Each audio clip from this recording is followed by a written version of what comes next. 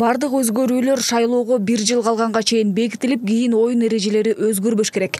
Кыргыз Республикасынын президентинин төрагалыгы менен бүгүн 13 августта улуттук кеңештин жыйыны өтүп, анда Кыргызстанды 2040 жылга чейинки узак мөөнөткө өнүктүрүүнүн стратегиясынын жана 2018-2020 жылдары Кыргыз Республикасынын шайлоо жөнүндө мыйзамдарын өркүндөтүүнүн стратегиясынын долбоорлору талкууланды. Мамлекет башчысы элдин ишенимин шайлоонун адилеттигин камсыз кылуу өлкөнүн туруктуу өнүгүүсү үчүн зарыл фактор экенин белгиледи. Ал өткөн шайлоолордагы бир топ кемчиликтер бар экендигин көрсөткөнүн, шайлоону мындан ары өркүндөтүү максатында ушул жылдын март айында жумушчу топко жакынкы мөөнөткө шайлоо жөнүндө мыйзамдарды өркүндөтүүнүн стратегиясынын долбоорун иштеп чыгып, отурумдун кароосуна киргизүү милдети коюлганын белгиледи. Президент Сооронбай Жээнбеков улуттук кеңештин катчылыгы шайлоолор жөнүндө мыйзамдарды өркүндөтүүнүн стратегиясын иштеп чыгуу боюнча жумушчу топтун мүчөлөрү өтө көлөмдүү жана жемиштүү иш аткарганын белгилеп, ыраазычылык билдирди.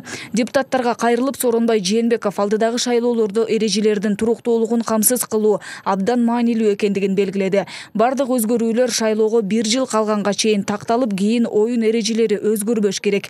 Мындан тышкары мамлекет башчысы жетекчилерге, депутаттарга, өкмөт мүчөлөрүнө, президенттин аппаратынын өкүлдөрүнө жана башка чиновниктерге кайрылды.